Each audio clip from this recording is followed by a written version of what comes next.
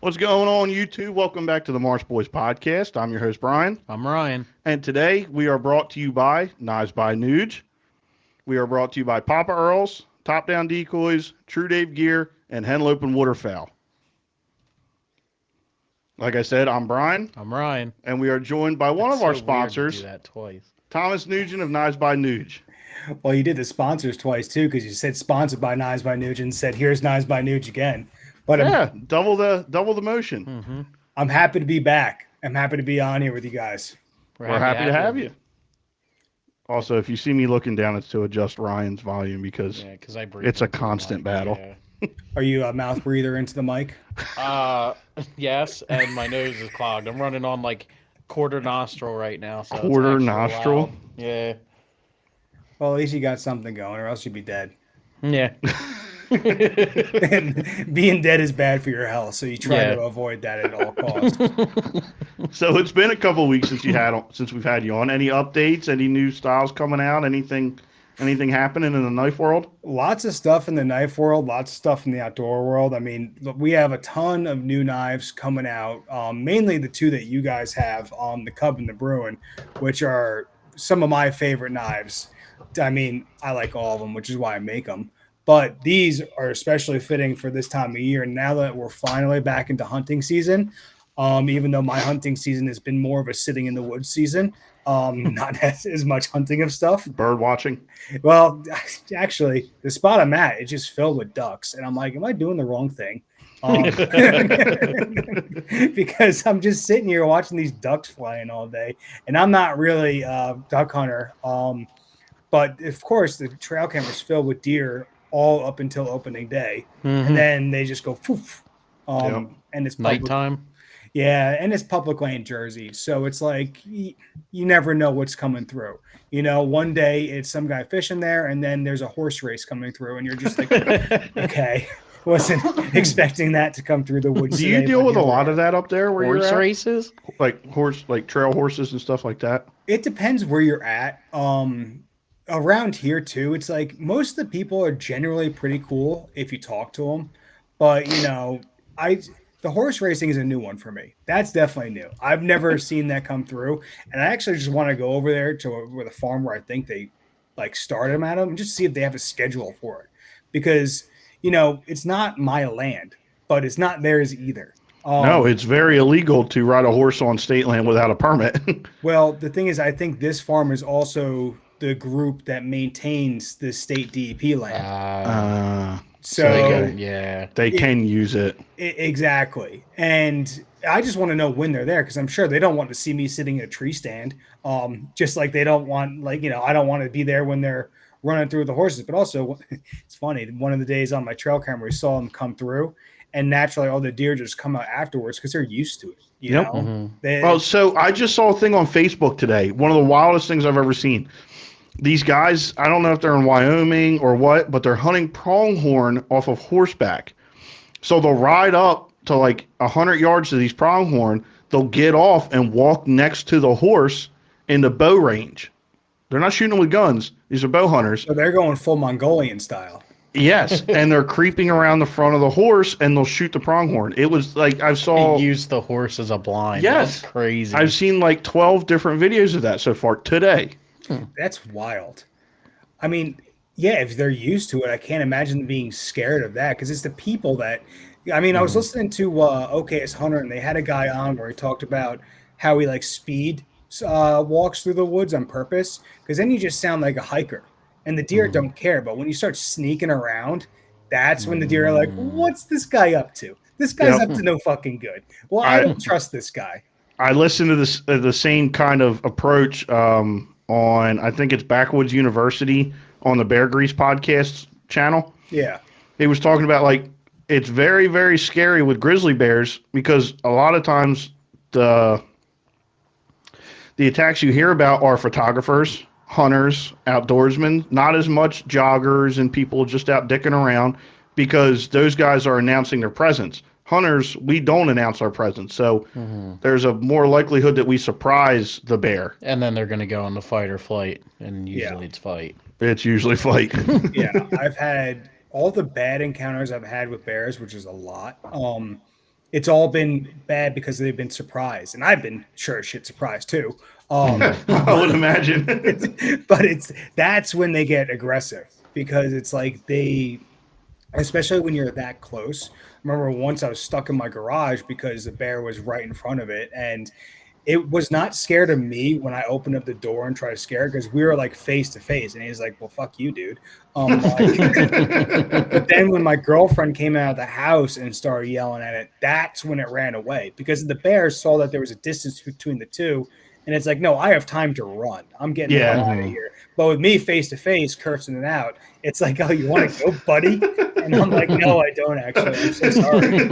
This is all a front, I promise. Please don't attack me in my garage. We got to tell the state of New Jersey to put dictionaries out in the woods Well, so they can start understanding English. the state of New Jersey don't care about the bear population around here. It's just I mean, I'm getting all the ads from them, which is so funny because it's like you'd think they would be talking about pushing the bear season and everything else, but they're telling like caution, the bears are out again. The bears are very dangerous. Just saw that post today. And there's nothing about the hunting season. It's like everything else is due to prevent it, but it's like nothing about like the hunting aspect. But around here now, since we have a hunting season again, lo and behold, the past 2 years, the bear problem hasn't been as serious as it was prior, like during 2020 and everything else when all of that was shut down for years. Like the bears didn't get. We were joking around that a couple of years ago, this time of year, we have all oak trees in our backyard, and there was a group of 4 cubs and a mama bear just running and rolling around my backyard, eating all the acorns, just playing around,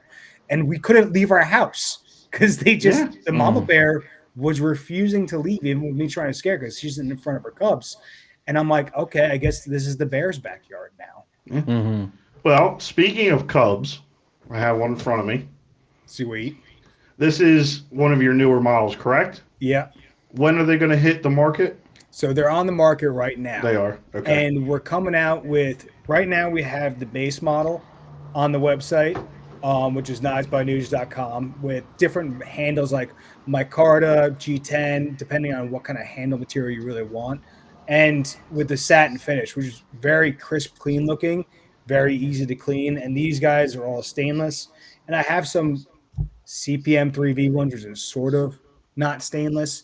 It's semi-stainless is what they say, but it's super tough. So you get that kind of balances between the two. But the stainless I use is also very tough and holds an edge for a very long time, which is why I chose it for these knives.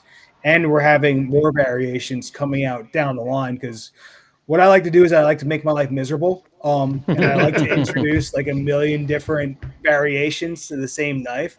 They all look so pretty. Well, it's all stuff that I would use. So it's like, I have the idea. It's like, well, what if I just made this knife even thinner and lighter to carry, which is like another one of the Bruin that I was showing earlier, that super thin handles that I've been prototyping as more of like a pack style. Because the standard one has a very big handle on it because you get a very good purchase on it. It's very comfortable to use all day.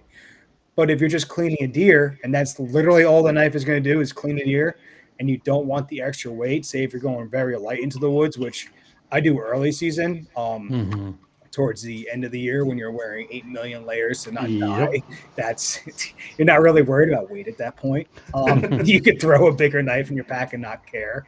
But we're going to be rolling out with all sorts of different variations for it. And even like the ones that you guys have, Cerakote version, which is more like a all-weather aspect because it's stainless, but I mean, you guys know stainless. You guys are by the salt water. Everything rusts eventually. Yes. If it gets in contact with carbon, that's it with it. Exactly. And there is, no matter what company in knife land likes to advertise their knife is never going to rust. They're lying.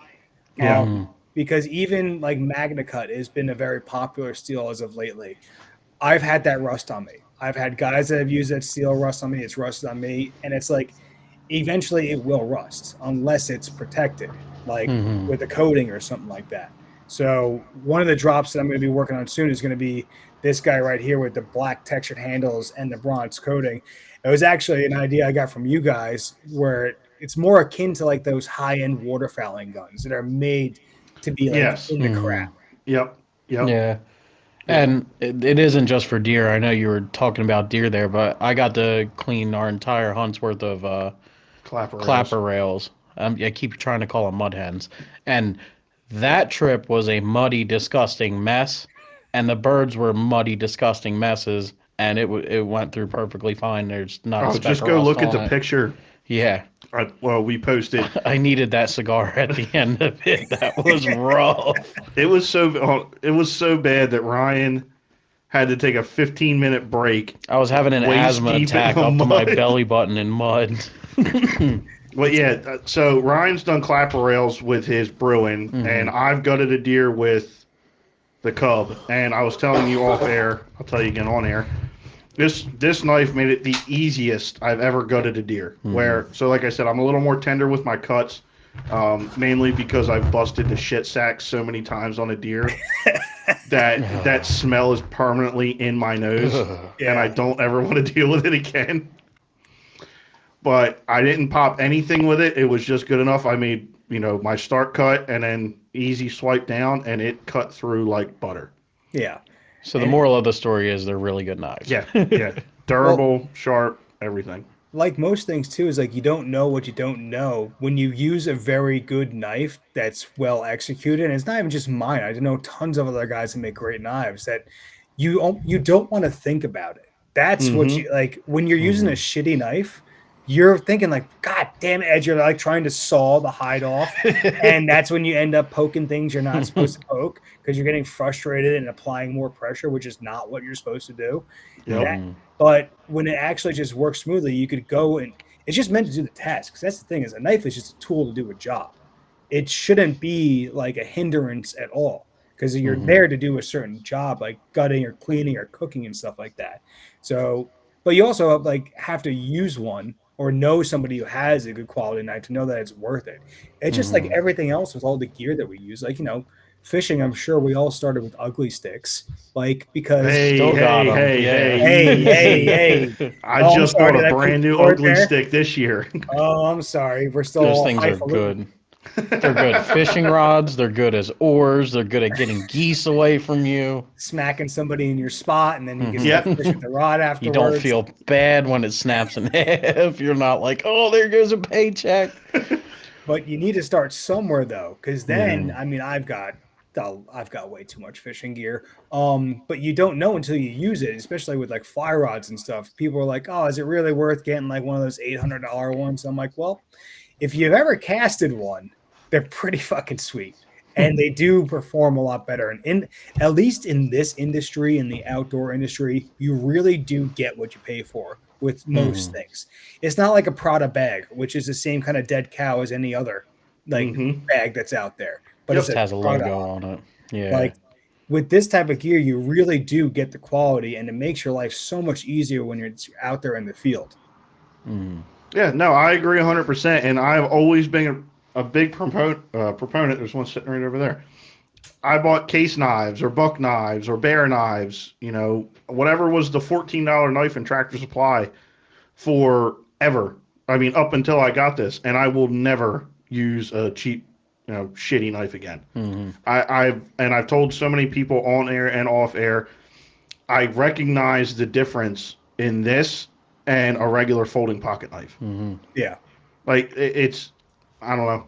I don't know if it's the way it cuts, the way it feels, the way it carries, whatever it is, it works and it sets itself apart. And I'd almost argue too that like it's almost cheaper to buy one or two really good products than to keep burning through junky ones. And with my Drake waders, with the price point, I'm not going to lose this knife. Yeah, well, that's exactly it too. My girlfriend's like notorious for not wanting to buy nice sunglasses because she's afraid she'll lose them.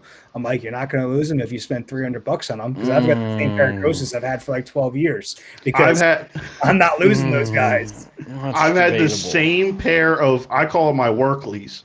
Yeah. So I have a pair of Oakleys, the Holbrooks that I use for work. I've had them for 5 years now, and I have put them through hell. I've left them on top of running screens. I've left them in grease before at work, and I always go back for them.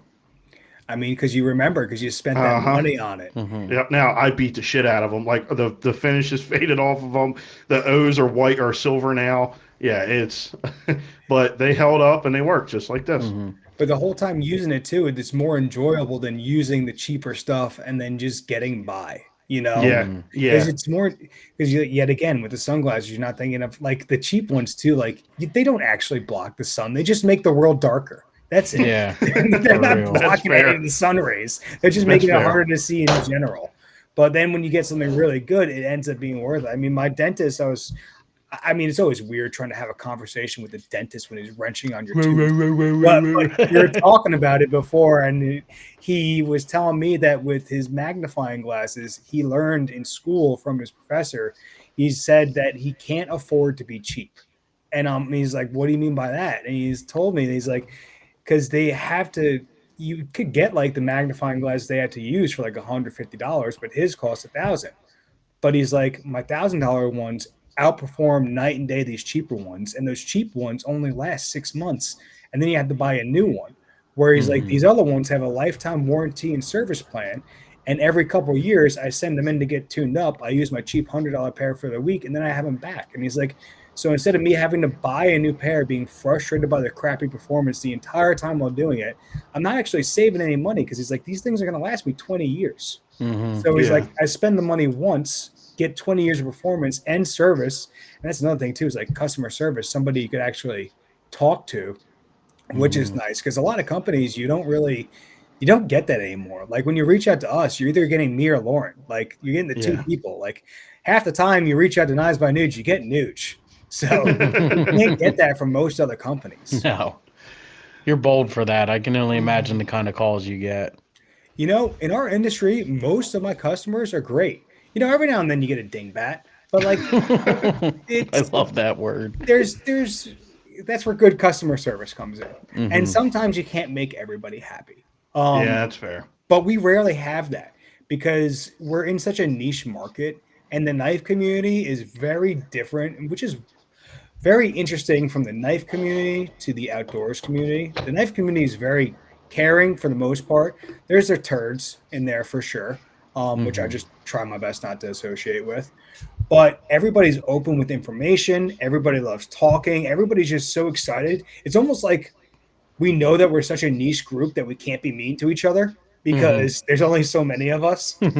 But in the hunting and fishing world, it can get very tight with information, talking, stuff like that, very close knit, very who are you type things, very clicky. It doesn't get like that in the knife world, which is kind of nice. So most of my customers don't really give me problems. Sorry, go ahead. No, I was coming from working in law enforcement before this. Like customer service issues for this business are freaking nothing. My previous customers, they were rough. Yeah, and they're all immediately mad at you the second you get out of the car. Nobody was ever happy to see me, ever. And now people are really happy to talk to me because they're getting something cool. I wonder what would happen. I would wonder what would happen if you got pulled over and were like happy to see them. Like, would that throw them through a loop? It's like, officer, thank God. I was going way too fast. Would I get out of 135? I was getting ready to hurt somebody. What would happen there? Did you see how crazy I was going? Thank God. Man, that sure was nuts. Thank you.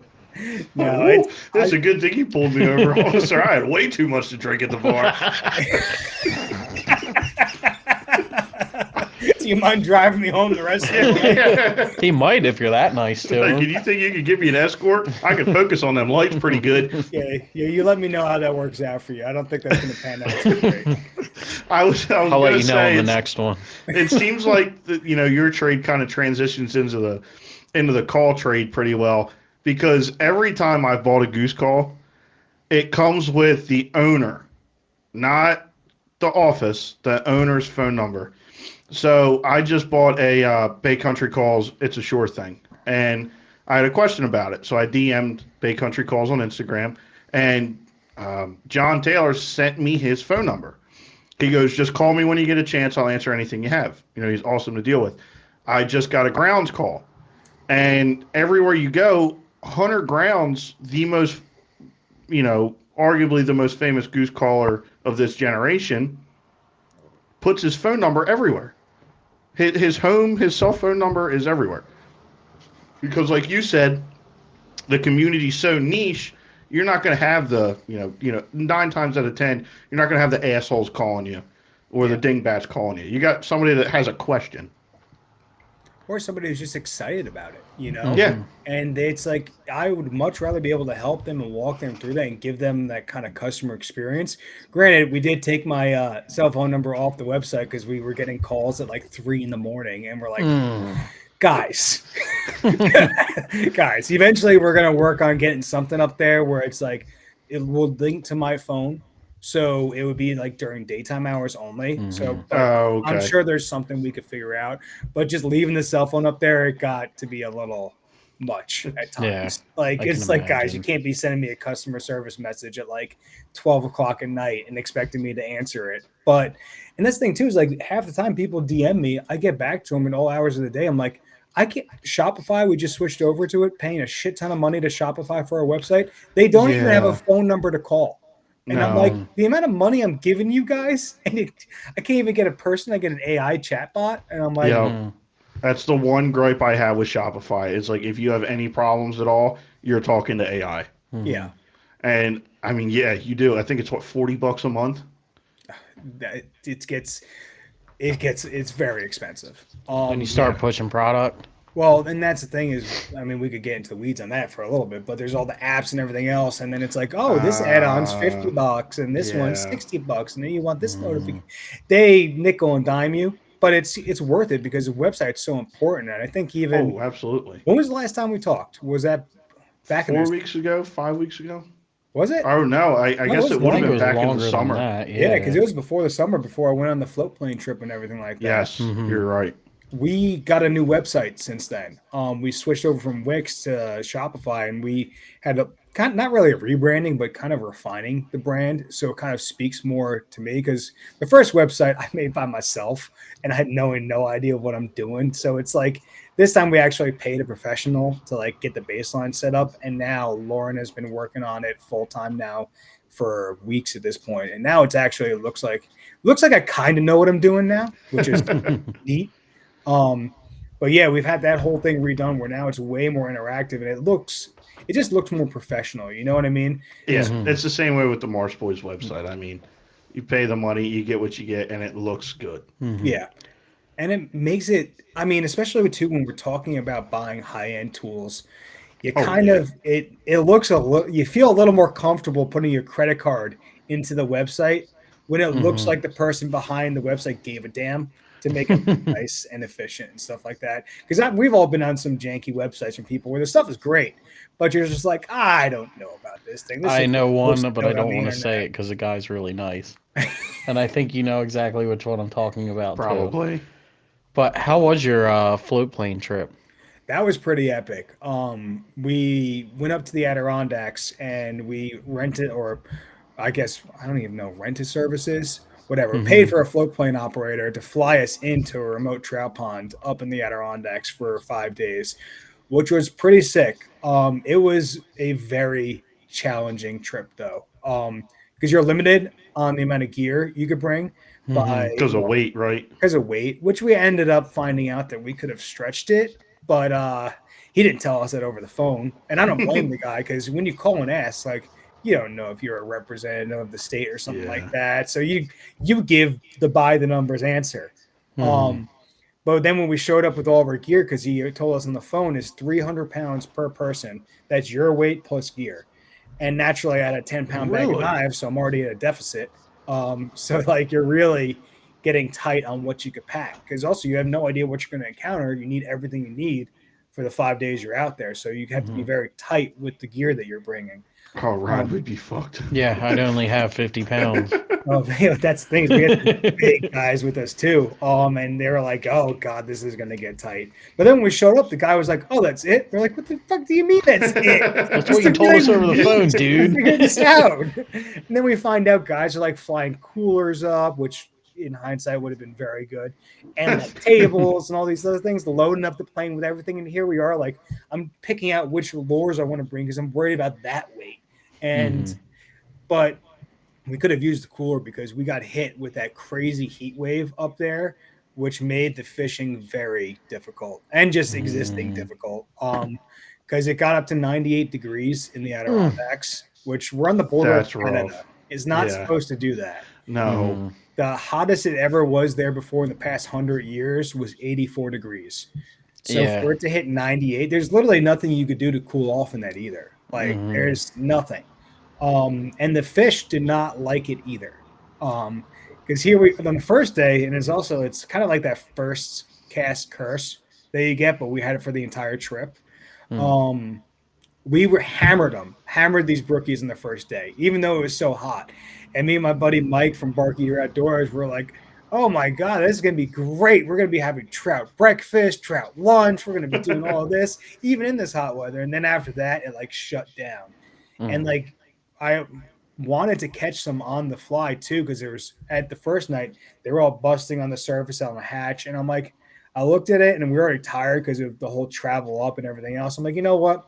I got all week of this. I'll try this later. And that was a mistake because the rest of the fishing was very difficult. So how much food were you able to bring? If you stuck to the state's weight limit like that. We were able to bring a good amount of food because we were very careful with the other gear that we brought. I mean, and that was the nice part about going with a group of guys where it's like we could split up bigger items and stuff like that. So not all of us had to bring a tarp and all these other things that you would want just at camp. So we're able to split that up. And it's like the guys I went with were all very capable people, which was nice because when you go camping with somebody who doesn't know what they're doing. Yeah, it's rough. Yeah. I mean, these guys like Ruben, he's works for SE survival groups and down in SE Knives on top of being a writer, on top of being like this dude can like, he goes to the Amazon on a regular basis and I swear he could go with a Swiss Army knife and like a big lighter and be absolutely fine. His bag weight that he had that not including food was like 5 pounds. And I'm like, he's big into ultralight backpacking, all that kind of stuff. It is nuts. The entire week, he made one thing of like those instant mashed potatoes that come in the styrofoam cup. And that was his eating and drinking cup for the rest of the trip because that's just how he is. He doesn't need all the fancy gear, which is the irony too, is that he's a magazine writer. So he gets all this high-end gear all the time to write about. But then he's drinking out of an instant mashed potatoes cup. Yeah.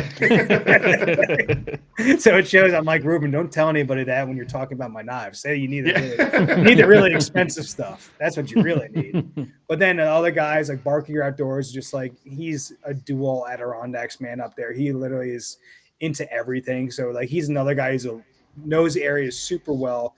And my other buddy, LT Mike, who he's been to like every single survival training course possible on top of working as a cop for his like years and then the DOD afterwards. So everybody we went with, there was like no worry at all about people, which was made all the world of a difference out there too, because there is no going back once you're out there. It's like, once the plane leaves, you're out there. Exactly. And you may get stuck out there too, because the weather was wild, where it was super hot the first couple of days. And then when we were leaving at the end, it got down to 40 degrees during the day. And we're just like, what happened here? It was 40 degrees and 20-mile-an-hour sustained winds, where we packed up camp and everything, but we're all looking around and we're like, we better get ready to stay here for a bit, because I don't know if this float plane guy's coming in. Even though like the guy Tom up there is Tom Payne's float plane services, that dude had balls of steel. That guy was the man. He said he's been doing it for 40 years. And so you can imagine like a 40-year veteran bush pilot's probably been through some crazy stuff up there. So he wasn't too concerned with it. And he just had that classic salty Adirondack man attitude, which I love. My buddy Ruben asked him, so he's like, so after 40 years, do you still like doing this? And he just looked at him and said, no. And then,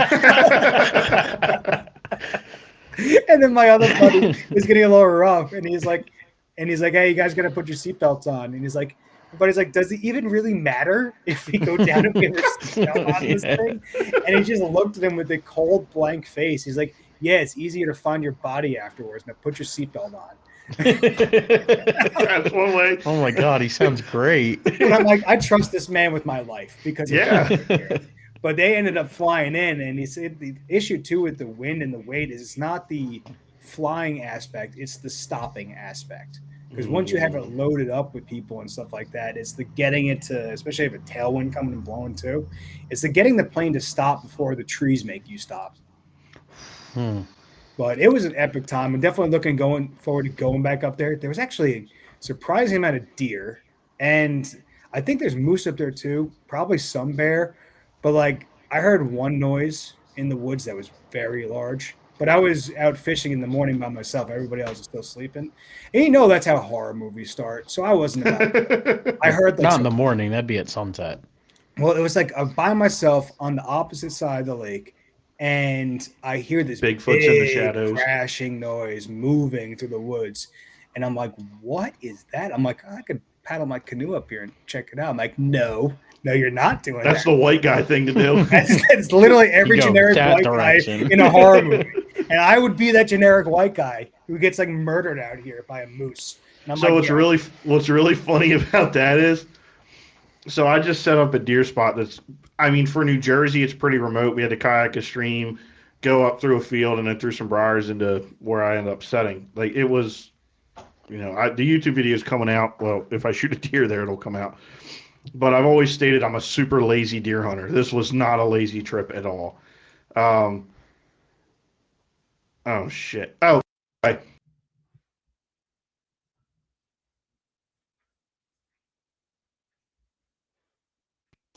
Sorry. I think the horror movie has started. Mm-hmm. Yeah, I always forget to do that. Put the do not disturb on it. It was Sam. Oh, it was? Yeah. Oh. So when we get there, we get everything done. We're hot sweat and it's pouring. So it's a hot, sweaty, wet mess.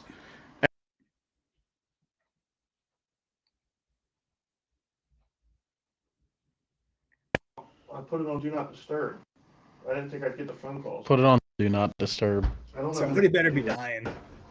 That's what I'm saying. So I'm looking and getting ready to leave, and I'm like, man, the one thing I want to do the most is go upstream like another 50 yards. So like I get the adventuring aspect of it where it's like I really want to do that, but we probably shouldn't. Would you do that kind of? Can you do hunting trips with that dude?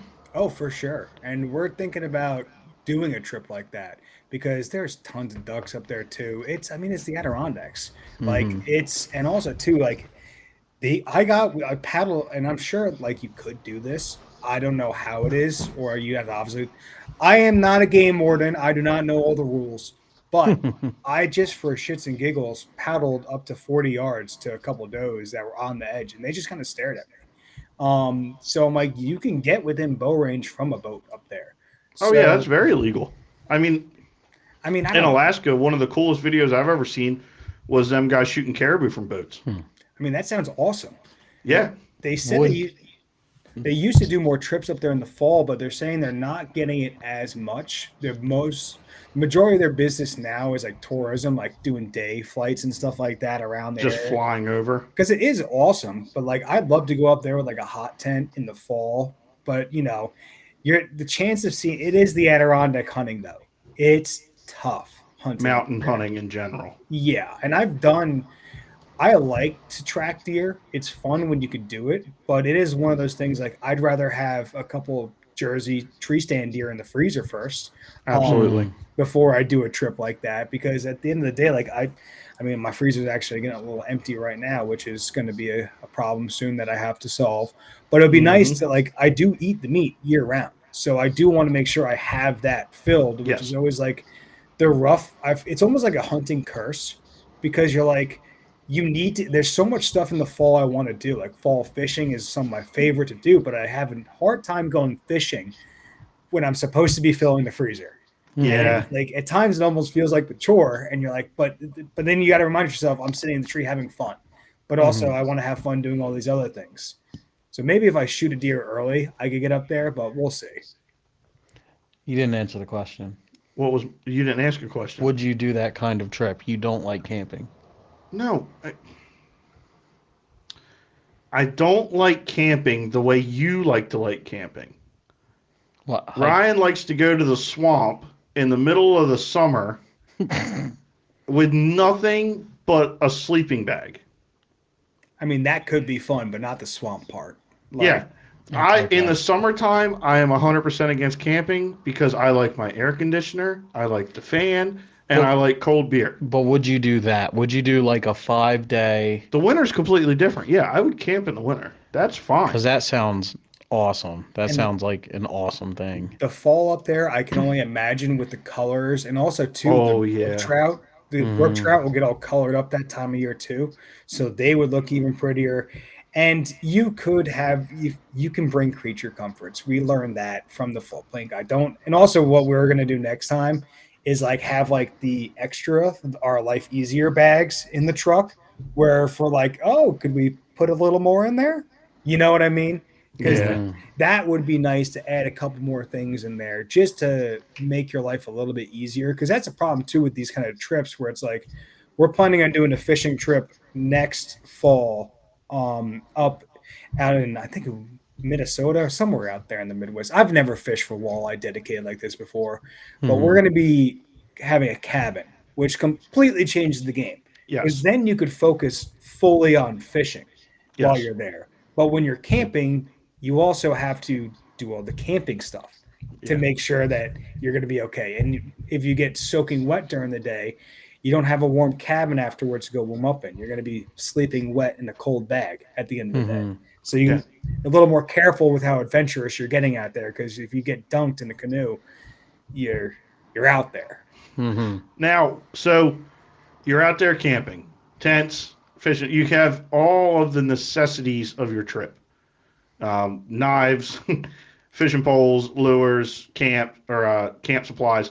What are the three things that are in your bag every time you go to something like this? Like I said, excluding the necessities. It's almost more important for the stuff to be on your person. um like for gear wise, because that's one lesson we actually learned both ways in is I flew in and the guy had all of our gear mixed up and it was a while between the second guys came with the rest of the gear, which was all of my gear. So I flew in the first time with none of my stuff and I'm like crap. It's like going on U.S. Air flight And I'm like, I don't want to start going or through my buddy's Delta. bag, start looking for stuff.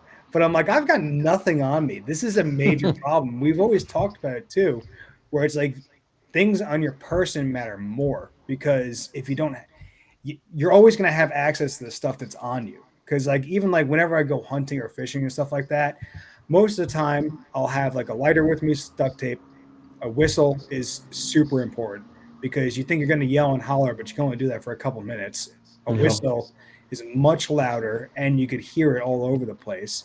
A knife and a flashlight are just bare minimums. But out there, I almost wish I had like more like a little possibles pouch or something with like some water tablets and stuff like that, some emergency shelter. Because it's ironically, we were sweating to death the first couple of days, but then it was freezing towards the end. Yeah. So you really have no idea what could happen. And that quick switch is way worse Yeah. than, a gradual. And even when we were flying out, because it was so rough, the guy had his second pilot come pick us up, which apparently he wasn't as good as him, which I'm like, great, we went with him. But but the real season guy, which is also why I think the weight limits were just a sham, because he took the two largest guys and 90% of the gear with him on the one trip. But he was the real season guy, so I'm sure he's like, I can handle it. But then Hmm. me and the other guys were like, wait, what if it's only one trip in, they take 90% of the gear and two people, and you can't make it back? That's Uh, where having the stuff on your person matters even more because you yeah. could hike out of there, but it's still a good trek out of there. I Hmm. mean, it was like, I think it's like 10 miles to hike in if you wanted to get back there. So it's doable in a day, but that's still like, I don't know, you start that hike in the beginning of a day normally, not at the end of the day. Yeah. Hmm. Especially in country where you have no clue of the topography, the geography of the land. You don't know what you're walking into. Hmm. So you need to have that kind of stuff on you at all times just because it doesn't hurt. I mean, I do the same thing even when I'm on a boat. Like the whistle is one thing that's so underrated. Oh, absolutely. Like, because it's like if you get in the shit, everybody's gonna know what, and also people are gonna eventually be like, who is annoying the crap out Yeah, of me yeah. with that whistle right now? Like somebody's gonna go investigate who's blowing that damn whistle for the past 30 minutes. Yes. Like I was even thinking about in the tree stand that I'm hunting at. I'm like, if I was to fall out of this tree stand, you at least have that on you so you can get some kind of attention. Because to think that you're gonna have your phone working at all times is just like a pipe dream. Because Yep. and that was another nice part about out there. No service. No service. I had just enough to like make a phone call every now and then to Lauren to like, but Instagram didn't work, email didn't work, none of these things worked, and it was so nice. The irony of us being on an internet podcast right now and me having to run the social media to make a living, but Yeah. it was nice to detach from all of it. Yeah. No, I could resonate to that. Leave the phone and just bring the camera if we do it. Yeah. And dude, if you have a hot tent up there, like creature comforts that I would have loved, bringing like a pack table would have been nice. Like one of those folding tables. I have a little aluminum one that like rolls up and everything. Stuff like that to have like a place to set your cooking stuff down on. A backrest for the canoes would have been nice. Like those little folding ones would Yeah. have been great because you're sitting on an old aluminum Grumman, which is the Yep. cool part is they just have all these boats stashed up there. And then too, they had a couple like some of them were pretty nice, like B-hole John boats. And I'm like, man, we could get a lithium trolling map, like a lithium trolling motor battery up here that weighs like nothing, and bring a little trolling motor up here. We'd be living in style. Oh, If we had absolutely. that thing up here. So we've already been planning and plotting of how to make it more bougie, and a hot tent too. I don't know if you guys have ever been hot tent camping before, Have not. but you have the firebox inside the tent, and it's so cozy. Now you don't get all night burns with the thing, so you still have to have like your sleeping bag rated to like whatever temperature Okay. the ambient air is going to be outside. But when you're getting changed in the morning and getting ready for breakfast and stuff, like you could be comfortable in like a t-shirt because you have a fireplace going on inside the tent. I mean, we do something similar during ice camp, but now my buddy actually figured out a way to get a diesel heater rigged up into the tent, which is like it's bougie living. But you know, Oh, that's very bougie. it's freaking great. I You love talking it. like a turbo heater? Yeah, so it's like the ones that it's those little diesel heaters that they make actually for the back of like tractor trailer cabs and stuff like that. Okay. And Okay. they're big in like van life and stuff. And the nice part about the diesel one is that it just constantly runs steady. So you could always have consistent hot air coming through and it's a dry air. And you're not also lighting a fire inside where you're sleeping. Yeah. Yeah. A little more Not comforting smoking as well. yourself out. Yeah, because there's always that thing where you have to remind yourself that there is an active fire inside here. So Yeah, we don't mind. roll on Yeah. it. Don't roll on it, dude. Yeah, and the thing too with the fire is you have to keep stoking and everything else. But like, granted, for a floatplane trip, like I have a little portable hot tent, and with the portable stove, they weigh like nothing. So like that's a lot easier to bring out into the bush than it is like the diesel heater. We're taking out on a track sled on the ice. Like Yeah. we're loading up in trucks and everything. That there's no way to. You can't really ultralight ice camp. That's not a thing, and it's not the time for it either. Like my buddy with his 5-pound bag, yeah, you're not doing that to survive on the ice for a week. That's not No. gonna happen. No. But I think you guys would have a good time going up there if you had the accoutrements and stuff like that. And also, we watch videos of other guys up there. They're like freaking drinking. They have beer bongs Yeah. set up and stuff like that. Like, what are we doing? We're gonna be pissed up. And apparently, the guy too. He said if we wanted, it would be a cheaper rate. We could have like had him airdrop in coolers where he wouldn't land, so it'd be cheaper. He'd just do it like a flyover, and he would have like your cooler on floats, and he could literally just drop like a cooler of beer and everything That's else. cool. And I'm like, man, I would almost want to pay just to watch that. Yeah. Just to have the guy just like yeet a cooler with floats on it outside the plane, and I was at the paddle out to go get it, and it just like open it up and it like glows with like beer. Yeah. So you seem to have a lot more camping experience than I do. How do the hammocks with the the underquilt, do they work in that kind of situation when it gets cold, or would you rather just have a hot tent? So I know guys that love the hammock camp. Actually, the majority of the guys there were hammock camping. My buddy Ruben, the guy with the ultralight stuff, was literally sleeping on the dirt underneath the tarp. Good for him, dude. That's a tough motherfucker right he, there. he is a man who knows how to suffer. That is, and because he knows how to suffer, anything is fun. So like, bless your heart. But yeah, so two of the guys had the tents there or the hammock tents, and they were nice because you had an area underneath to hang out, and you always were like, because they had the tarps that go over and span, so you had your gear underneath there and everything else, and they were very warm in those things. And you're off the ground. So and that's the other thing too, is up there it's not like a state park campground where you have a nice level graded place to sleep. There were not a lot of tent sites. So even with the hot tent, like we would have to find a good tent site first to set the thing up because it's got a big footprint. Or with a hammock, you just set it up wherever the hell there's trees. Fair enough. So I used to do it a little bit more, but now I'm like, I don't know, my back sucks. I stand on the concrete for 12 hours. So I found out with the hammocks, like, because initially I slept how you're supposed to sleep in a hammock. I found out if you get it really tight and you sleep kind of on a diagonal, you can almost get flat. That's how you're supposed to do it. And I didn't know that, which is probably why I never really liked it too much. Excuse me for 1 second. What's going on? You guys don't have like a little urinal under the table yet? No, not yet. I was thinking about getting like one of those porta potties, like porta potty chairs. Yeah. Just sit here. It'd be fine. As long as the camera's up here, nobody can see anything. You know, that was actually becoming a problem too at the tent because it's very thick up there. So there's only so many openings to find good trees to go on.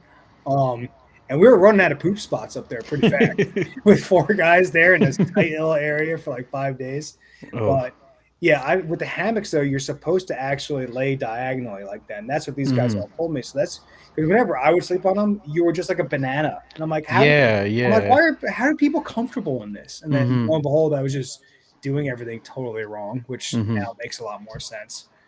It took a year for me to find that out. I was always waking up, I'm like, I feel horrible. And then I did find that, and I'm like, this makes so much more sense. I wake up and I'm like, great. It's like it's the best sleep I've ever had out there, because I've done a little bit of the tents too, and I always seem to find a root that'll poke me right in my rib all night long. I've started liking using a little like ultralight cot personally, like just because it's like I said, my back is shot.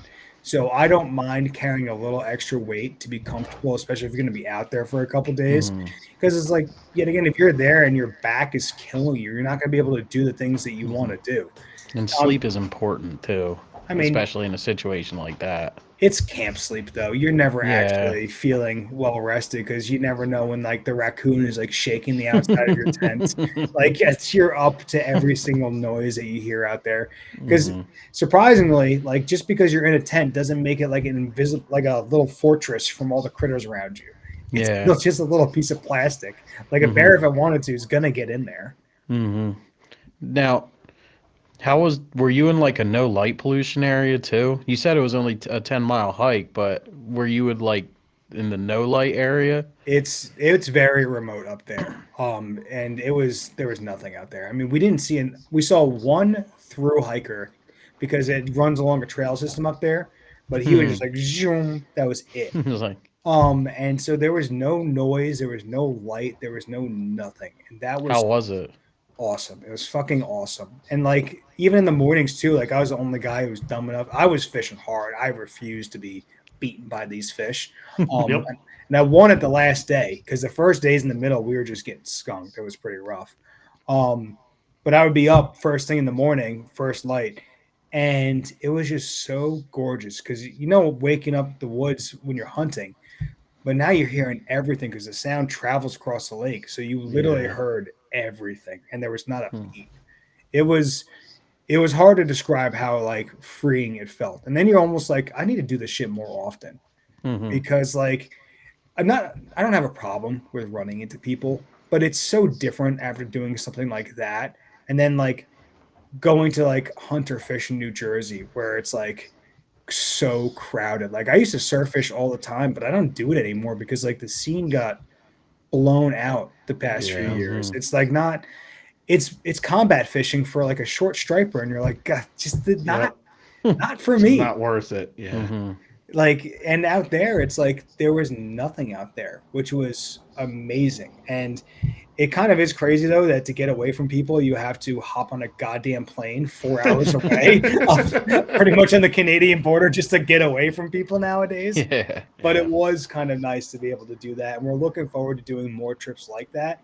And especially too, like come hunting season, like I really want to get up there and spot and stalk because I have a spot in Ellenville that I do that at, and it is. I haven't shot a deer yet doing that. I had one in my sights last year, but I dropped the ball because I fucking, it's always something. Yeah.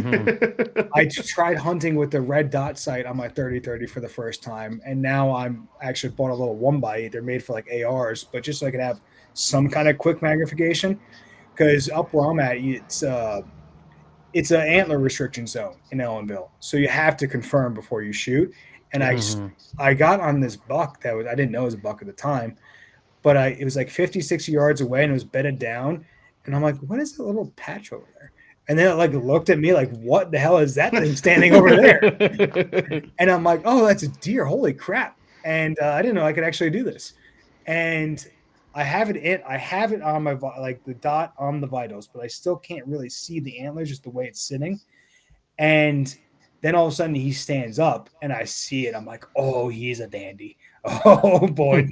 And it's always a dandy. You don't ever miss the 6-pointer. Nope. And I'm trying to feel where my safety is because I'm not just walking around the woods like half cocked, ready to go. I don't feel like blowing my own leg off out there. Yeah.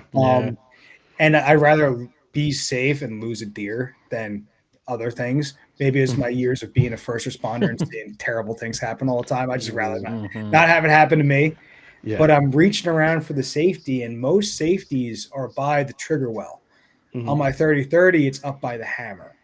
And I'm like, son of a bitch. I'm feeling for it. I can't find it. And so I'm like, all right, I got to lower it. So I just lower it a little bit so I could visually see the safety. And the second I lower my gun, that deer was gone. And I'm like, son of a bitch. And once they're gone, they are gone.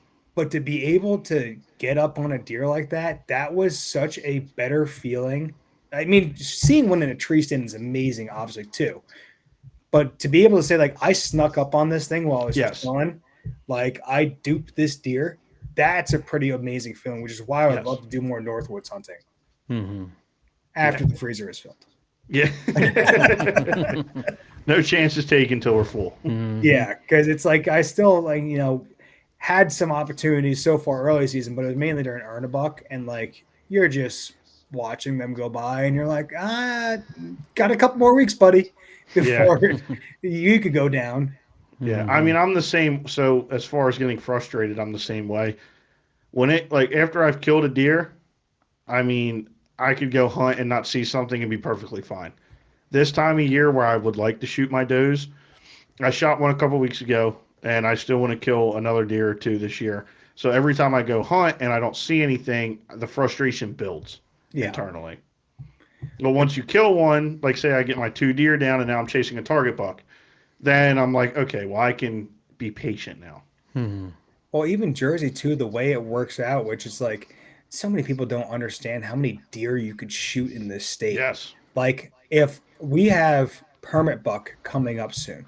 So I'm like, if I see a smaller buck, and there's the area that I'm in right now, I've actually had more bucks on camera than I have had does. And this is a very unique area for me. I've never had that be the case, but I've got like 13 different bucks on camera. Not all of them are big. There's a few big ones, but I'm like, I'd shoot one of those smaller ones, like a basket 6 or something like that with this bow season tag, because I know in 2 weeks during the rut, when they're going to be up and all over the place, I could then be more selective of the deer I want to hunt.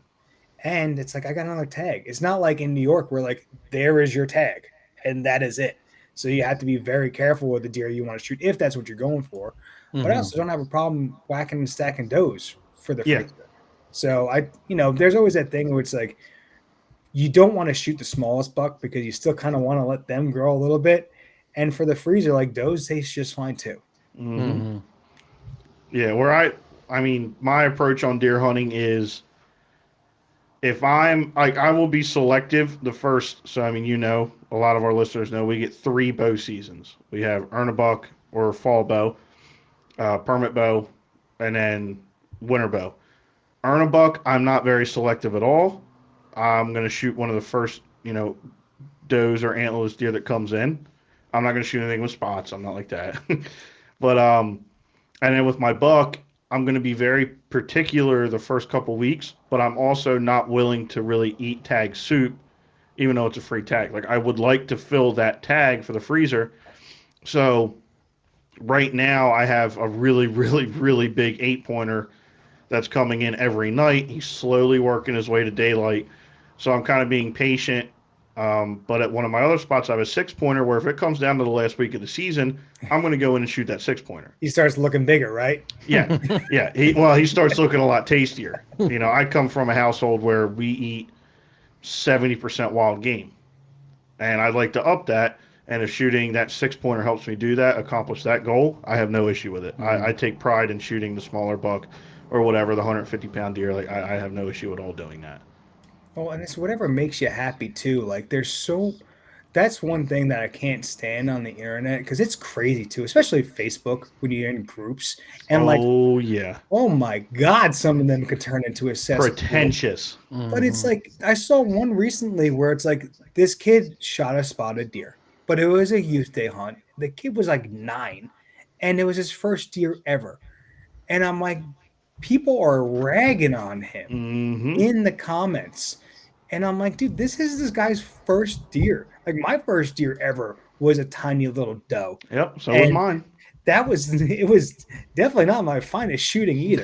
It was like with the shotgun there in 6 day. Because you have no idea what you're doing. But Yeah. like if people just like dogpiled on me for that instantly, it's like you may turn somebody off from this. And as long as what they're not doing is illegal, then fine. And also, like not for nothing, deer in this state need to be shot. Yeah. Like Yeah, we're not technically at a management. We are at a volume management standpoint. I don't think New Jersey is anywhere close to a quality management standpoint. No, it's I mean, there's 100-acre properties in the state of New Jersey where biologists recommend you shoot 150 deer a year. yeah, it's unhealthy to have that many deer in one area. I mean, Mm-hmm. we would see it where I was a cop. I was in Bergen County, and there were deer everywhere. Like it was nonstop. But the problem is you can't hunt them there. But then the Yeah. population starts to boom like that because they have no predators other than people's cars.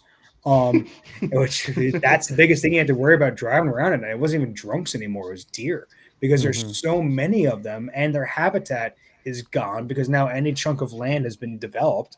But it's not like the deer disappeared when a home went on that land; like they had to just go somewhere else. So, but that's how you get diseases that spread. And luckily, we don't have CWD here yet. I mean, allegedly, who knows? Allegedly. Yeah. Allegedly.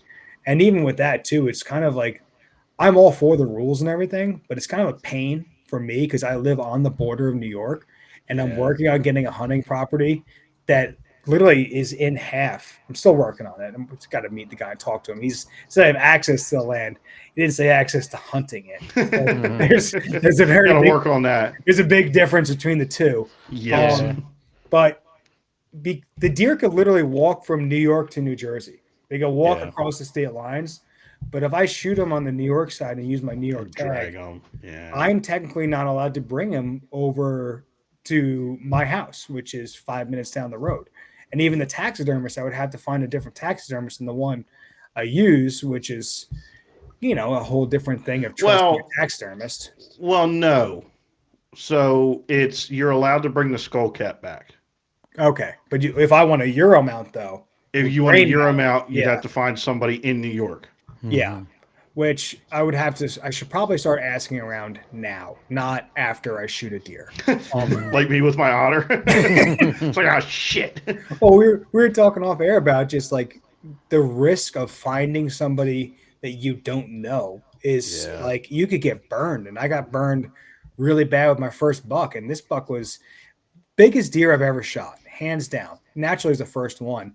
And it was also like my first experience with having a buck that close to me. It was like peak rut, and this thing was all horned up. He looked at me in my tree stand at 10 yards, and he was on a hot doe. And I was standing there with my bow at full draw. I'm like, oh, because I'm like, he clearly staring right at me. And he didn't care. He just looked at me and I'm like, and then kept walking after the hot doe. And I'm like, man, the ladies, they'll do you in. And then I dropped him. And, I ended up taking it to a taxidermist that I just found online. And it didn't work out so well. He had decent enough Google reviews, but I didn't know anybody who's used him before. And after about a year, because I paid for the full shoulder mount and everything. This is my first buck ever. I was so jazzed up about it, and I wanted to do it upright. And when I showed up to pick it up a year later, he hands me this deer, and it's a 7-pointer, and I shot a nice 8. And I'm like, what happened to its antler rack? Like, why is it missing a point? He's like, oh, it probably lost it while fighting or something like that. I'm like, who the hell was he fighting after he was dead? I'm like, what are you talking about? He lost it while fighting. And I showed him the photo. I'm like, this is what I dropped off, dude.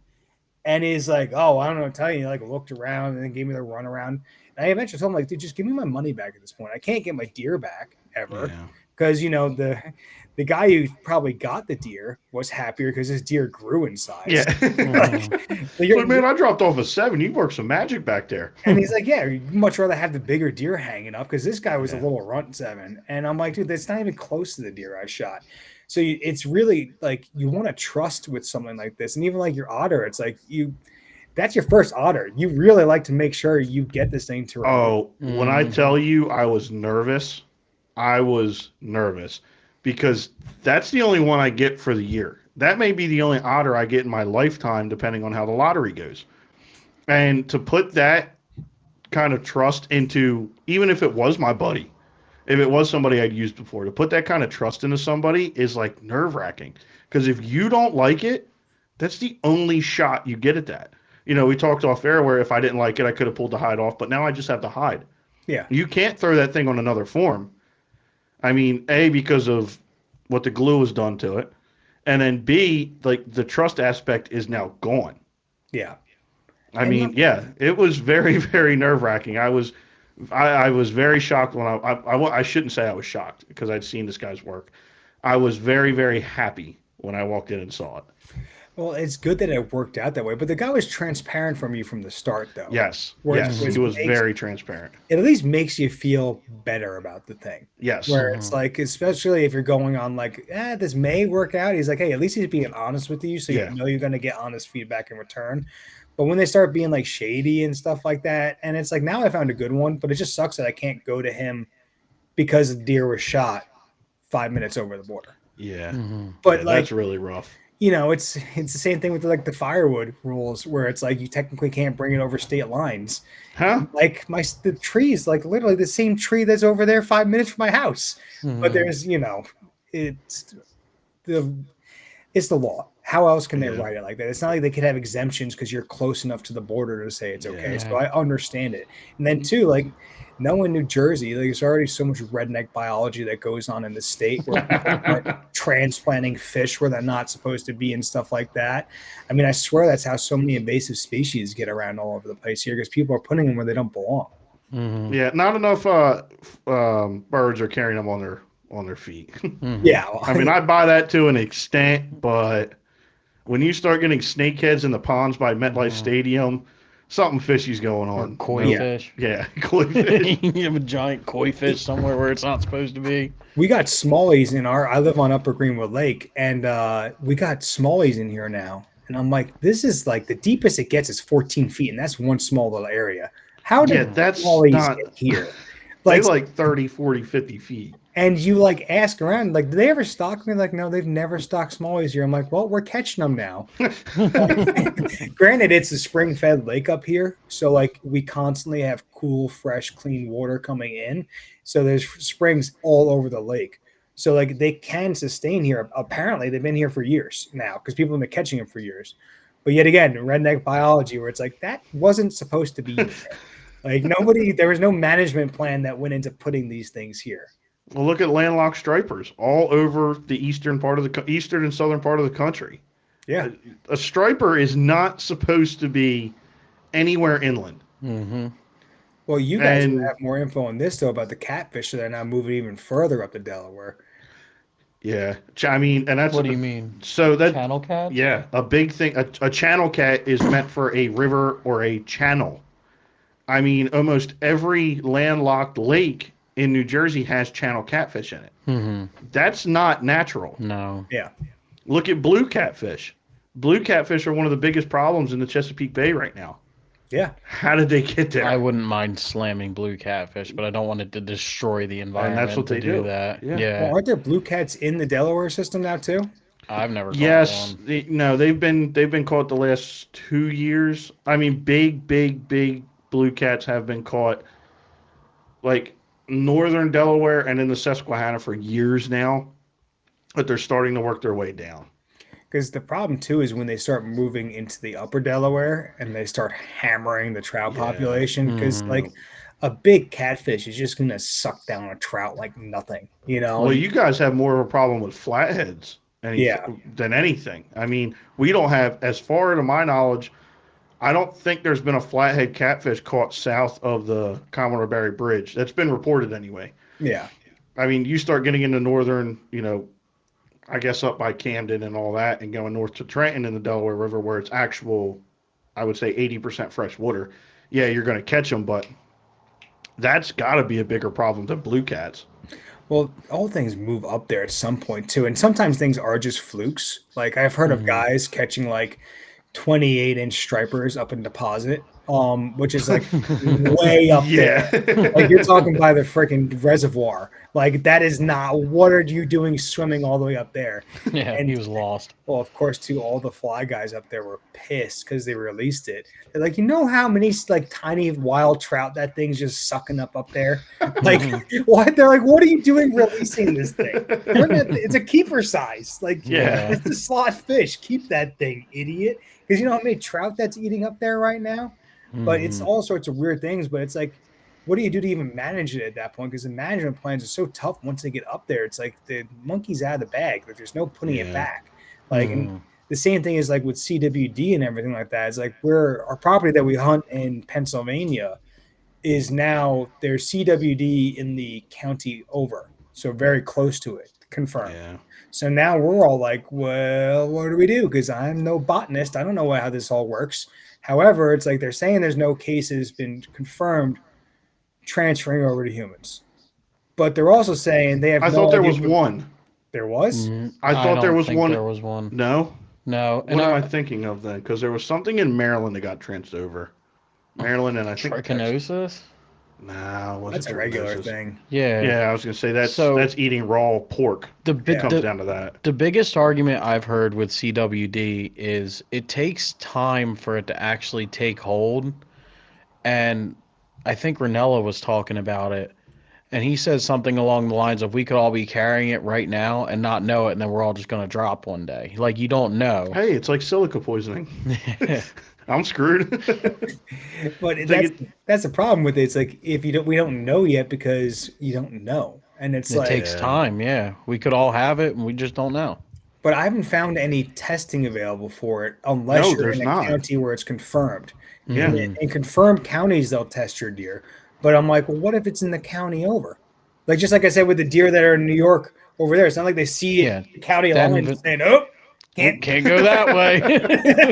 I've got Gotta CWD, turn and that's around. not a Shit, I don't have my CWD zone. visa. Does Yeah, one of I'm the not allowed to backflips go and goes over in the there. other direction. But it's like, how do you don't know until you know? And it's like, Mhm. but we want to get them tested just to be safe. And also, it's like, but how much would that suck? It's like you shoot a nice deer, and then it's got CWD, and you're like, what do I do? Like, Yeah. I haven't And- I don't know what I do yet. I mean, New Jersey has been so like they're even like it's hard to find information about blue tongue and EHD. Like and any active outdoorsman sees this. We've all come across a dead deer, a dead head, something that's just not natural. Mm-hmm. And you know what it is. It's a disease, especially in these overpopulated areas where, I mean, we've walked in and see 3 dead deer within 100 yards before. Drinking from the water. You know that was the weird thing. Yeah. You know what it is. But New Jersey is just very hush-hush when it comes to that kind of stuff. Mm-hmm. Well, it's this is also Don tinfoil hat. If they start saying it, they have to do something about it. But if they don't say I agree. I mean, it's the same thing when they say that they don't have mountain lions in New Jersey at all. Yet, like, I have one in trail camera from 2018 in Hackettstown. No, you don't ask the state. Well, you tell this, I showed it to the state. They're like, nope, that's not a mountain lion, it's a bobcat. I'm like, that giant tail says otherwise. So like, wait, hold on. Does New York have mountain lions? So it's Hackettstown is close to the border of Pennsylvania. Okay. But apparently, though, somebody on Greenwood Lake over in New York had one on trail camera in our area last year, up on the mountain. So, but granted, they also are transient animals. They can very transient. So it's whether there's a sustained, then that's where they could be saying we may not have a sustained population of them, but doesn't mean you won't come across one. But on the thing is they're not here. And it's just nuts because, like, I mean, everything I've ever learned about mountain lions is you don't run into them until you hit. I don't even know what state would be close because I know the state of Ohio does not recognize a population. The state of Indiana does not recognize a population. And the bordering states to Pennsylvania and New Jersey, no state anywhere near there recognizes. I think one of the closest ones that recognizes a population is Arkansas. Yeah. Well, is that because they have a managed season for them, though? No, Arkansas does not. I don't know if they recognize that they have a resident population or if they just recognize that there is a transient population in the state of Arkansas. Yeah.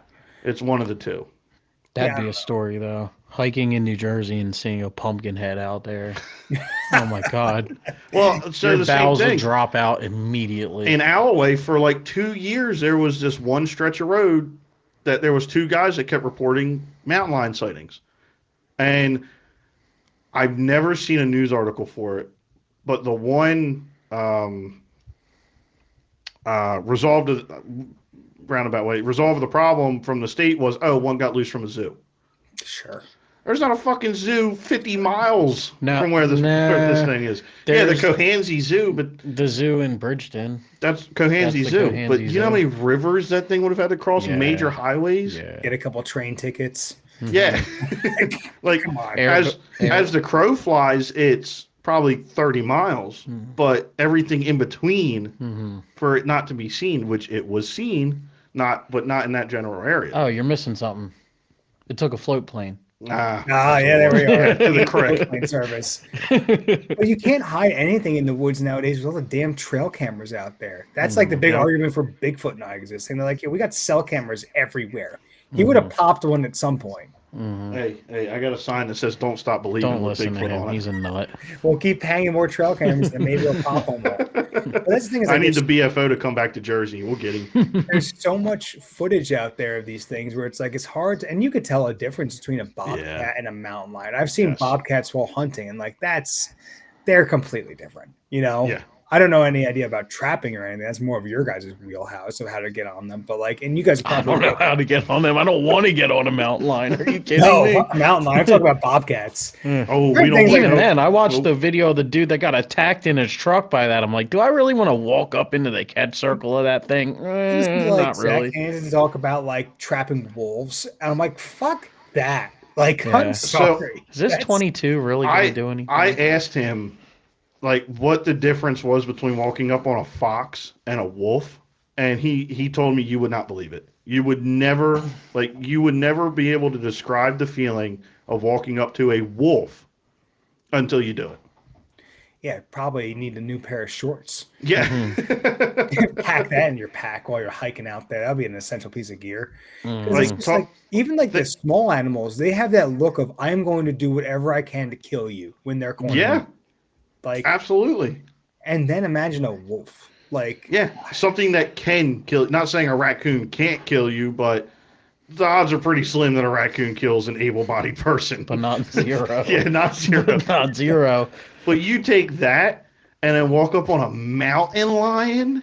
Yeah. Are you kidding me? What happens when these dire wolves that they're breeding now that they brought back to life. What happened when they get out? Till I see a picture of one. There's videos of them. Yeah, and they're the same size as a regular No, wolf. they're not. CGI. No, it isn't. No style wolves are coming out here. Those massive ones. Yeah. Geico's going to release wolves in northern New Jersey now. It's that colossal company. I watched the video with the fucking Khaleesi. Yeah, I know. Ones. They're doing Dude, that thing's going to be a fucking monster. I see you rolled your eyes at the whole Geico comment. You believe they released coyotes in Jersey?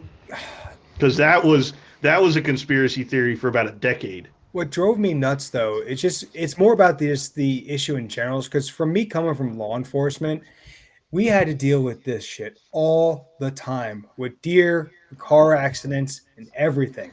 And year after year, they would propose bow hunting. And they would deny it. You would get people from Hoboken and Jersey City that would come up to our towns to protest it. But I'm like, you guys on your commute aren't worried about tagging a deer with your family in your car. Like, you're doing 50 miles an hour on some of these roads and you tag a deer, like, and your kids are in there because there's just so many of them. But they wouldn't allow it. And even at one point, they're like, oh, we'll have sharpshooters come in. I'm like, what defines you as a sharpshooter? Like, what is this, the 1800s? And we got Boone and Crockett out here going after this deer. Like, some dickhead with a blowgun. Yeah, you have a line of loaded muskets, people kneeling. John down the street with a crossbow is a sharpshooter. Like, it's a doe at 20 yards. Like, just shoot the thing. You don't need to be a sharpshooter for this. You never know. That bow could just miss and totally go into the housing development across the street. I have to say, one of my favorite TV shows of all time, I think it was on Animal Planet, was the show where them guys would go into suburbs, cul-de-sacs, and shoot these massive deer. Yeah.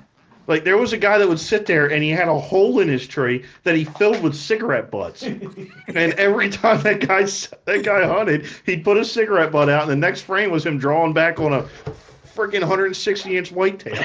Yeah, and just dropping them. Yeah. Well, except for the one time where it died on a guy's pool, and that was a sketchy episode. They had to blur a lot out. Yeah. And that's the problem about hunting in suburban areas, because I used to have access in a suburban area to hunt a nursery. And it's like, it was completely legal, more than enough land, no zoning, had permission, everything. Checked it out with the cops. However, you'd still have somebody walking their dog like outside the nursery, and you're like, man, I hope that deer doesn't run off this property, because you're gonna get ugly. Well, it's gonna be a conversation that you weren't planning on having. You know, and it's like, you hope that the person would be open, but the demographic in the area probably isn't. And that's what just drives me nuts about the whole thing, because it's like, you have people that are willing to pay you to solve your problem. We're going to give you money. Yep. Like, we will pay a permit to the town or whatever. We'll get our sharpshooter license, and we do it all day long, but they constantly refuse it. So it's like, all right, we're just going to let the problem get worse and worse and worse. And then somebody's going to have an idea of like, let's bring more coyotes in here. And it's like, well, the coyotes don't just eat deer, you know, they go after everything. And I was on vacation in Hawaii, and they had a rat problem in Hawaii. And they had the bright idea of bringing mongoose in to control the rats. Huh. Which you would think, like, oh, that's a pretty good idea. Well, now they have a mongoose problem. Well, because the mongooses are out during the day and the rats are out at night. So now the mongooses are feeding on all the nesting birds there and decimating the bird population. So you always have some harebrained idea like that somebody has sitting in a chair somewhere. And it's like, guys, that's not the solution to these things. It's the same way with the deer here, where it's like, you could have it solved very quickly by people that would be more than willing to help. Even if something was like Hunters for the Hungry or something like that, where you donate the meat to, people would still do that. And all you have to do is close off some of these areas, close the golf course for a day, or even like golf courses, they shut down on Mondays usually for maintenance. Have bow hunting on Monday there. Nobody would know. And I guarantee you could have it happen and nobody in the area would have any idea. That's the lovely part about bow hunting. Most of the time, you're not going to know we're there. But, you know, try to explain reason and logic to people in New Jersey that disagree with you. Good luck. I mean, everybody just wants to argue. That's I don't know. That's a whole tangent I can go on, and it bugs the shit out of me. But the problem is, though, when you're, you know, for a long time, people were yelling and screaming, trust the science. Well, when you have biologists saying that we have a bear problem in the state, and then the governance is trumping over that. It's like, well, what science are we saying to trust right now? Because we're saying we have overpopulation of deer. If CWD does get in New Jersey, it's going to blow up because Yes. of our deer population and deer density here. Like, Yep. I'm surprised we don't have more cases of EHD in the state, just because, like, in Bergen County, like, they're on top of each other because there's nowhere Yeah. else for them to go. Mhm. So, like, I don't know. And granted, I'm just some fucking guy on the internet who sells knives. I am not a biologist. I'm not certified in anything. So remember, you're talking and listening to a guy on the internet. So take that with a grain of salt. Yeah. I promise that I'm not certify you. AI. I certify you as a knowing sharpshooter that knows more than everybody in Trenton. There you go. There's your certification. I've just got And your the cross and the and your shield. sharpshooting Yeah. license. You have it both now. Yeah, and if only we could have more of those sharpshooters come handle our problem. Could you imagine getting picked for that? They're like, "Hey, we want you to go in this suburb with a high-powered rifle with a suppressor on it. Go take out all these deer for us." People hire them. I mean, they do the same thing with geese and stuff like that. In some of these very ritzy areas, they have people that come in. I don't know if I should say where this is, but we Don't. have a goose patrol thing somewhere near where Goose just patrol, somewhere near the somewhere walk. I know. All they do is bring the dog out, and I watch the geese jump up from the one pond and go to the other pond on the same property. And then the guy scrambles over there with his dog, and they jump up and they go back to the other pond that they were at originally because they don't want to take care of the problem. We call that job security. Yeah, for real. That dude is in there all of migration season with his dog. God knows what he's getting paid by them. Yeah. It's probably Goose getters or goose chasers, whatever they call I themselves. can't remember what it. It's just a dude with like 3 border collies. Yeah, This Army. dude has one dog in a Ford Focus with his logo on the side, and he just He goes probably back and gets forth paid good across money site. for it. And here I am, like slaving in a shop to make knives, just having a carrier chase after geese in a Yeah. field, call it a day. All That's right, they're like back on the north side of site. Let's go get them. Well, it's like the Army Corps of Engineers just dumping sand on our beaches to fix it after we got rid of all of the jetties that actually held our beaches together. Yeah. And then you're watching the videos of like them dump sand here and then sand behind them just washing away.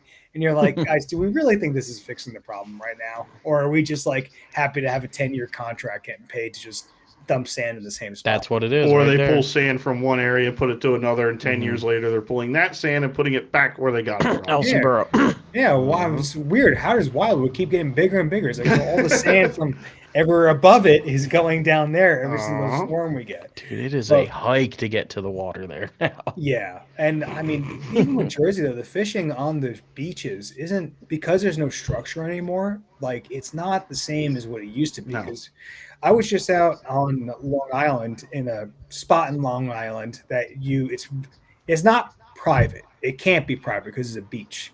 However, all of the land around the area is all owned privately. And my God, if you try parking on a street and you don't belong, you're going to get yelled at by a Karen. we even had access there, and somebody was yelling at us for even just getting dropped off somewhere. We're like, lady, chill out. We're down the street. We're just getting dropped off. But up there, it's like it was all rock and structure and boulders and everything.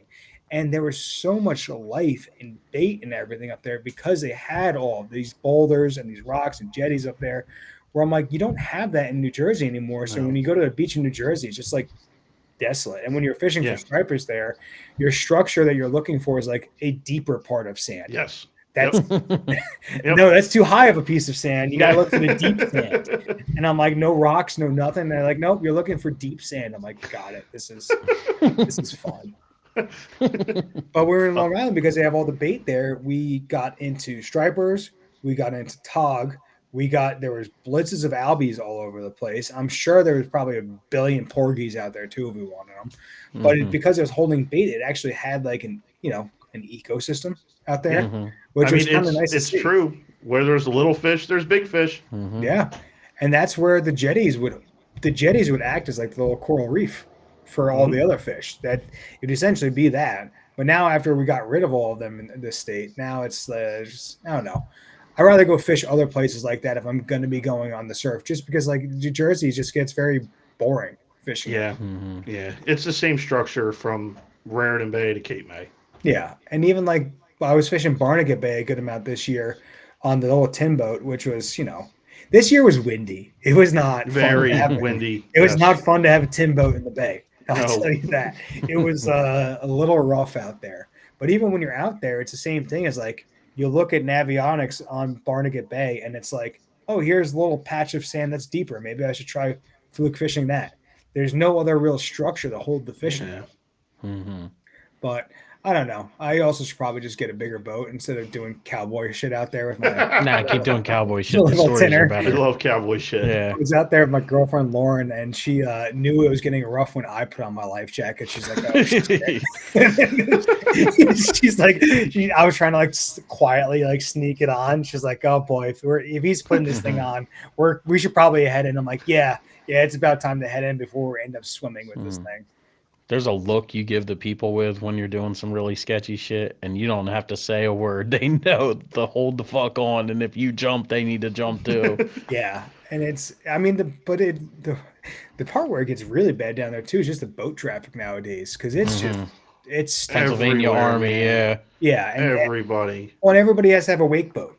That just seems to be the new Or a thing. jet ski. Where it's like, and now they're starting to do the studies of what those wake boats are actually doing to the bottoms of the beds of the floors and everything like that of lakes, and even like places like the Raritan Bay is like, not the Raritan Bay, the Barnegat Bay is like, it's as deep as like the lake I live on. It's not deep Yeah. at all. Mm-mm. So when you have something throwing that much wake out there, it's, who knows what it's doing to the seabed that's down there. And also like, I don't like being tossed around in that because at least with like normal chop and stuff, you could position your boat that you'd be okay and ride it. But like you're getting just punched on every single angle while you're out there. Yep. And even in bigger boats, they're having issues. There was that guy that died, in the Barnegat Bay, close to where I fished down by Waretown. He got wigged and he fell out of his boat and he hit the throttle while falling out. Ooh. And he ended up getting killed by his own boat. But it was because a boat came ripping past him and waked him that he got thrown. That comes down to boater etiquette too. there is no none. such thing as boater etiquette anymore. Especially with the boomers. Yeah. And it's like, it drives me nuts because it's like that just etiquette and whole, I think, has changed since COVID, because people just became more inhuman with people, Yeah. because everybody was isolated into their own little worlds and living on their phone. It doesn't take long for people to go feral. It really doesn't. Not at all. But now it's like people were just ripping past us, and like you see us in a tiny little tin boat. We have all this area over here. I'm not even by the channel. Did you have to take your 3-engine yacht right past me and like throw me up all over the place? Like we ended up trying to fish Bass River, just to get away from the wind in Barnegat Bay. Boy, was that a mistake. I did not realize there was a Viking yacht marina up the way from us. Yeah, you're not too far from where we hunt. Well, one of the old timers that I was talking to at the boat launch later on that week and telling him about that, he's like, "Well, son, they didn't just spend $3 million on the boat to go slow." Yeah. I mean, he has a point. And I'm like, fair. That's actually a really good point. I didn't think about that. But I'm like, yeah, you got to be careful where you're going, because some of these boats rip now. And it's like, you got to be careful with where you're going. But also, too, like in the same day, like we had these punk ass little kids. And I say little kids, they were like 20, 21. They swamped us with their jet ski 5 minutes of launching our boat. And I had lots of expletives to say to them. And, it was their faces changed after I started saying what I was going to do to them if I see them at the boat launch when they get back. Because you could also tell, like, I normally don't lose my cool. And that's almost the scary part, too, when I'm yelling at it in a very calm demeanor. It's like, yeah, no, I mean everything I'm about to say if I see you. Because it's like, dude, like, why did you have to do that to get your fucking rocks off? And like here, me and my girlfriend are just trying to go freaking fluke fishing. And just because you had fun doing that, people need to, I don't know, I argue this all the time that more people need to get punched in the face because it doesn't happen anymore. No. Nobody gets punched in the face. I mean, we dealt with that all the time as a cop with the schools. It drove me nuts because you would have a kid getting bullied and he would end up finally getting sick and tired of it, and the school's doing nothing naturally. And the kid would sock him. And they would want me to then charge the kid with assault. I'm like, are you out of your goddamn mind? And I'm like, I'm not charging this kid with assault. That kid got what it should have happened to him. Because let it's them like, just handle it as men. Like, and it's like adults are the same way though. It's not just the kids. It comes from the adults. Because when I was in Cape Cod this summer, we ran into a similar issue where it's like the amount of entitlement is just nuts. We were fly fishing this spot on the flats up there in Cape Cod with my buddy who's a guide up there, Joe Mangiafico. And like we waited up there to fish this spot. It's a tidal flat, so it comes up like 12. It's like ridiculous a tide swing. And to get out there, there's a little creek that will flow. That's constantly flowing, and when you time it just right, and the stars and moon and everything align, they're eating sand eels, and you have these giant stripers in inches of water just gorging on this creek. And the only way to get them is to be in the spot at the right time with the fly rod and the right fly, and you can't make any noise. It's so delicate fishing there. You have to present it so carefully. You can't even yell because if they hear you talking, you'll spook the fish. It's that skinny of water. Mind you, we just walked a mile out here. We're already out there for 4 hours waiting for this one window. And then these ladies come in looking for seashells right onto literally where we're casting. There are 20 miles of flats. Yeah. And granted, we don't own it, but did you have to walk right into it? And then dingbats. But what was even worse though was another fly fisherman on the other side tried to be the white knight and say that we had no right to own this water. And he literally walked into the water, kicking around where the fish were and ruined it on purpose. And we're like, and his buddy that was with him was standing way far back because he knew that something was probably going to go down. And granted, he was being all tough on the other side of the river. But I'm like, dude, like you're also robbing these women of their experience of learning that what they just did was wrong. Because now you're rewarding the improper etiquette and saying, don't worry, honey, what you did was fine. When we're on our lake fishing, if we're just cruising around the pontoon boat and I see a guy fishing a row of docks at a cove and we're just cruising around, I drive to the opposite side. Yeah. Because what do I need to go there for? We're just putzing around the lake. The guy's clearly fishing the row of docks. I'm not going to go in there and blast through all the docks just because I want to. I'm like, no, the guy's fishing over there. I'm not going to bother him. I have all this other lake to go to. But it's like when he did that with those ladies, he's now saying, no, it was fine. They were in the wrong. It's like, no, we are not in the wrong here. And my favorite part, too, is he tried saying that we need to learn some etiquette. And I'm like, oh, my God, I'm just sometimes. Like, as he's kicking around in the water. This dude is infuriating. And he's like a 60-year-old dude. And you're like, I'm like, bro, I'm half your age. And you're going to try to tell me that I don't have etiquette right now? Like, and it's like, you're tempted. I'm like, is it worth getting sued right now? Is it worth it? It may be worth it. Because that's what happens too, is like if you actually do something like that, especially in a place like Cape Cod, like, you can't hide money up there. There's a lot of it up there. So you punch the wrong guy in the face. Yeah. My buddy Joe was like, I wish it was more like freaking Jersey here. Because if you did that in Jersey, you'd have a bunch of guys like Bob the Garbage Man just like crap out of this guy. He's like, we need more Bobs up in Cape Cod. That's what we need. And I'm like, I don't know, man. Your area would get pretty crusty if you had a bunch of guys like that up there.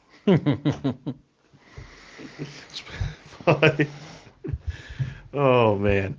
Well, look, Tom, we had an amazing time. We're gonna have you on again and again and again and again. If you're willing. Yeah, if you're willing. This is just fun. I mean, yeah, we advertise the knives and do the business stuff and everything, which is kind of important, like, selling stuff. But also it's just fun just kind of shooting the shit. Oh, absolutely. Yeah. I mean, that's what we're here for. I think that's what our audience loves the best. That's what we love the best, is just nothingless, random tangents about dickhead 60-year-olds that need to get punched in the mouth. He recently divorced. That's why he was being a white knight. I say, yeah.